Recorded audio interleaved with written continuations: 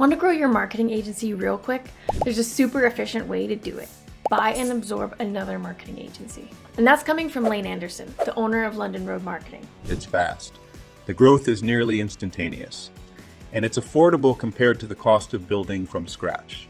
But there's a lot to know for the best chance of success. Understandably, that can be intimidating if you've never done it before. Lane Anderson's been on the front lines not once, not twice, but 3 times since he founded London Road Marketing back in 2016. First, he sold the agency to a private equity firm in 2020 and went from an owner to CEO. Then in 2022, he snatched up another agency. And get this, in a total plot twist, later that same year, he teamed up with a partner and bought his agency back from that same private equity firm. And now he's spilling all his insider knowledge on how to avoid the most common mistakes and ensure you don't miss any steps when it comes to growing your own agency through acquisition. You don't want to miss out on these insights. Lane's first recommended step is to determine your objectives. There are many reasons to go down the path of buying and merging a marketing company. They all relate to growth in some way, but through different avenues. It's important to have a clear understanding of the goal to help with the next step of finding the best candidates. When it comes to objectives, there are 2 major categories to keep in mind: physical and systemic. If your competitors have got valuable assets, top-notch staff, an impressive client list, or multiple locations that would give your brand a boost, these are physical objectives. They are the kind of objectives that'll help you increase your revenue and market share. But let's not forget about systemic advantages. These objectives are more internal and involve implementing new technology and processes. And let's be real, that can be a big headache sometimes. But if you acquire an agency that's already using those systems, you learn from that to streamline the whole process much easier. But don't forget Lane's warning. While acquisitions are an easy way to grow and gain assets, oftentimes there's often a premium price for this convenience. Don't break the bank. Step 2 is to find good candidates. While Lane emphasizes the importance of finding agencies that have a good reputation and quality team, there are 5 main questions he advises asking yourself. Would you add value to their operation? Would they add value to your operation? Would their clients be a good fit and stay on?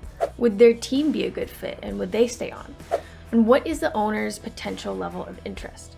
While numbers 1 through 4 are pretty easy to do at a distance, number 5 can be tricky. This is hard to gauge from a distance, but it's an essential component. Is the owner a marketer first who became an accidental entrepreneur? They may be happy to let someone else do the ownership part so they can focus on the part they love, marketing. Are they too busy to work on the business and create strong systems and processes for scaling? They might be excited to join a company that has done it. Find the people who are likely to be eager to consider selling for a new and bigger opportunity. Step 3, according to Lane, is to develop relationships. With some suitable candidates identified, it's time to get to know them. This shouldn't just be a transaction. These are deals that can have a huge impact on people's lives and will draw on their emotions.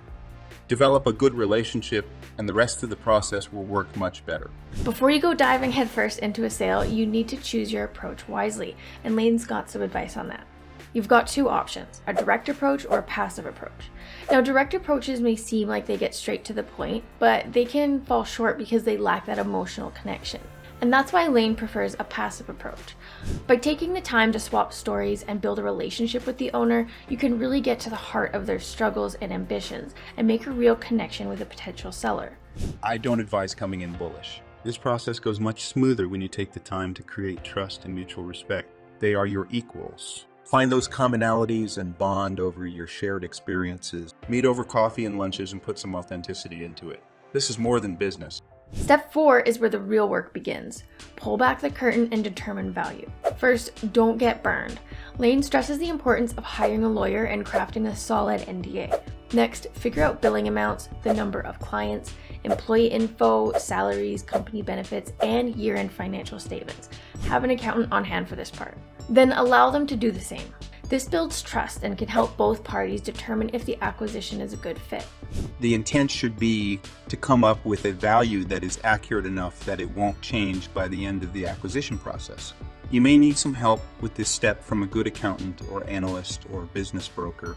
There is no right answer to the question of value, because the value is whatever a buyer is willing to pay and the seller is willing to accept. Lane's 5th step is to come to an agreement. First, determine the sale value and structure. Will it be an asset sale or a share sale? If it's not a 100% sale, then hammer out the details. This is where some negotiation may take place, though not always. My experience has been that these things can be decided very quickly and with little disagreement. But there are several things to talk through before the first formal agreement is created. You also need to make tough decisions. Who will be offered a job and who won't? Will your brand absorb the acquisition? Be sure to work out special terms, set a timeline, and sign a letter of intent that covers all the basics. But before you sign on that dotted line, Lane's tip is to consider the previous owner. I did one deal that was 75% equity and 25% cash, one that was all in a note and one that was all equity. If the plan is to have the owner stay on for a time or indefinitely, having equity part of the deal helps create some security that they are invested in your business and its success. While these 5 steps cover the basics, there are a few more crucial steps needed to close the deal successfully. The complete 9 steps include action items like securing financing, due diligence, dotting those legal I's and crossing those T's, and finally integrating those new clients and employees into your business smoothly. For a comprehensive guide on the entire process, including the next few critical to-dos, head over to Lane's epic blog post that covers all 9 steps to ensure a successful acquisition. Find the link in the description below. And if you enjoyed this video, be sure to subscribe to our channel so you don't miss another video. That's it for me. Until next time, thanks for watching.